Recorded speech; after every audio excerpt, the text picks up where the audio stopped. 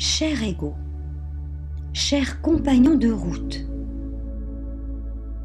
toujours à mes côtés, sans cesse prêt à voler à mon secours.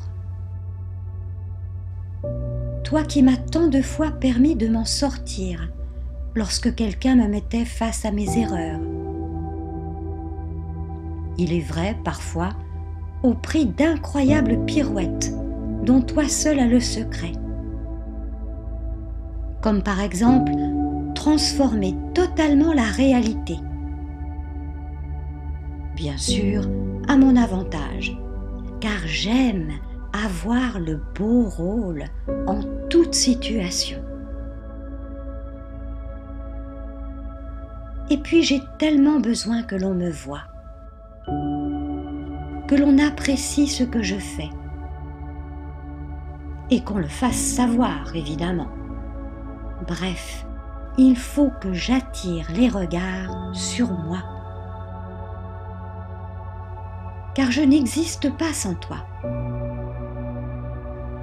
C'est à chaque fois le même sentiment qui m'envahit dès que l'on me flatte. Du nectar qui coule dans mes veines. On me voit tel que je suis. Quelqu'un de bien, de beau, d'intelligent. D'ailleurs, je ne rate pas une occasion d'exposer mes points de vue qui sont forcément très intéressants. Je ne m'entoure que de ceux qui m'apprécient. Ils sont les seuls à me comprendre. Et puis, dès que j'ai un petit peu de responsabilité, ce sentiment d'exercer enfin mon pouvoir sur des gens, quel délice! Je ne m'en lasse pas. En plus, tu es toujours prêt à me souffler à l'oreille une bonne excuse pour éviter de me remettre en question. Que ferais-je sans toi? À d'autres reprises, c'est tout le contraire.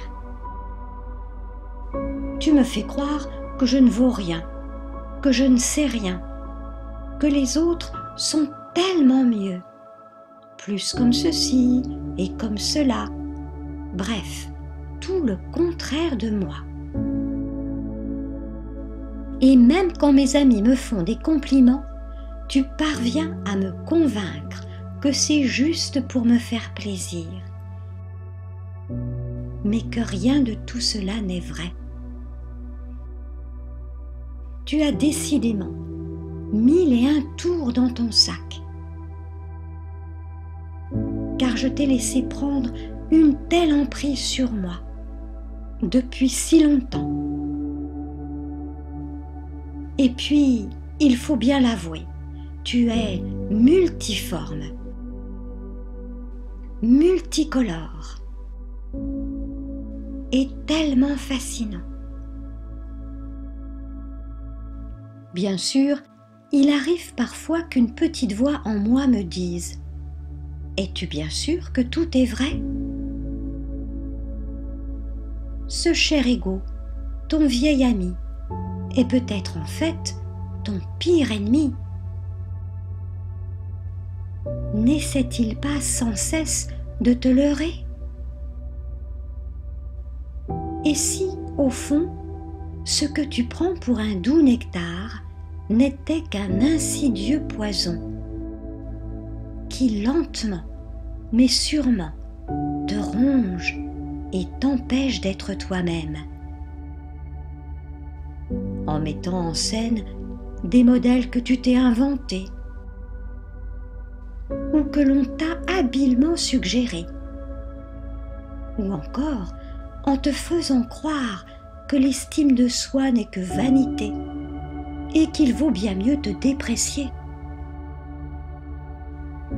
Alors, pendant quelques instants, je vais sortir de ces raccourcis que tu m'as fait si souvent emprunter. je m'autorise à aller voir en moi ce qu'il en est vraiment. Bien sûr, c'est un voyage qui me semble périlleux. Que vais-je trouver à l'arrivée? Je fixe mon attention sur cette eau paisible qui m'invite à prendre du recul et me propose de me refléter dedans, tel un miroir. C'est vrai, je ne suis pas une superstar, mais il y a toutes ces qualités que j'aime tant et que je sais reconnaître chez les autres. Je dois les avoir un peu en moi pour qu'elles m'attirent ainsi. Quelles sont-elles? Et quelle est ma façon très particulière de les exprimer? En les redécouvrant, je pourrais leur laisser plus d'espace, les développer, les exprimer davantage dans ma vie quotidienne, me les réapproprier. Je sens que je commence à reprendre confiance en moi. Et je m'aperçois que toi, l'ego, mon faux ami, tu viens t'interposer dès que j'ai un petit pincement au cœur. La peur de ne pas savoir, de ne pas être à la hauteur, de ne pas toutes sortes de choses. Tu me présentes alors un calque de moi-même et je finis par croire que c'est moi. Mais maintenant, je réalise que je préfère l'original à la copie.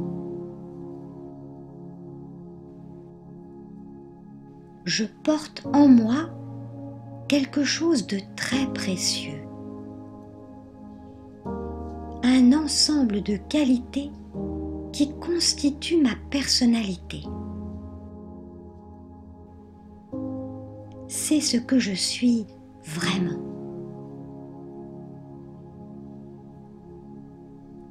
En cet instant, je prends conscience que pendant toutes ces années, tu m'as volé ma vérité.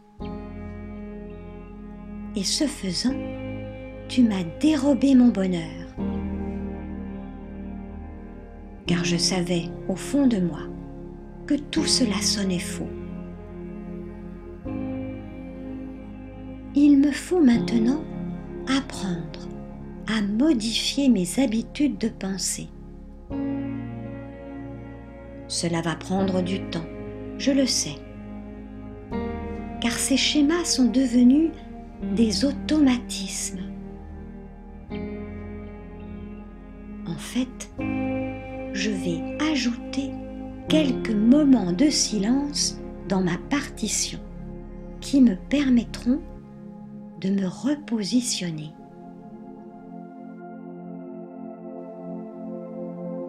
Grâce à la méditation, dans ces doux moments de conversation avec moi-même, je pourrai faire le tri entre le vrai et le faux, le clinquant et l'authentique, l'illusion et la réalité.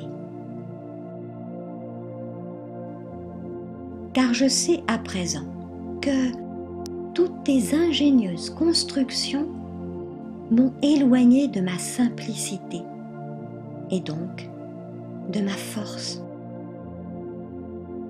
m'ont rendu si fragile, si susceptible, en permanence sous tension,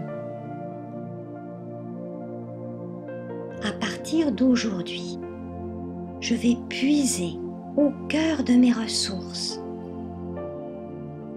mes qualités, mes points forts, pour que, comme cette eau transparente et si belle, ce qui est à l'intérieur de moi se reflète à l'extérieur.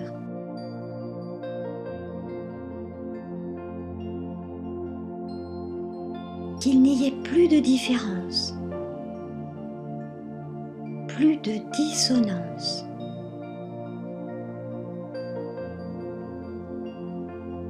J'accepte ma vulnérabilité.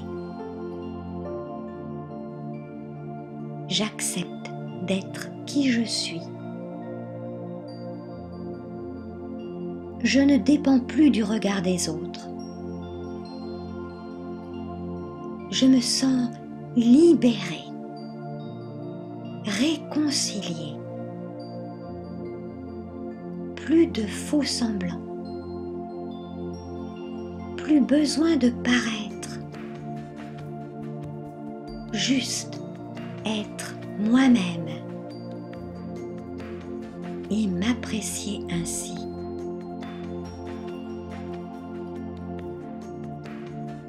Ce nouvel état d'esprit me procure une joie profonde.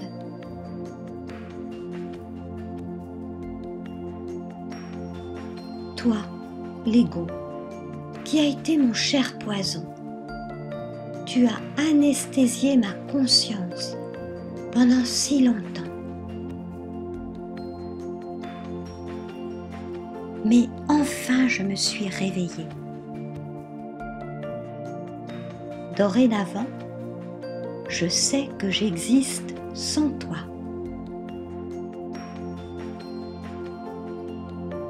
Et maintenant que je t'ai démasqué, je ne te laisserai plus jamais me voler ma vie. C'est fini.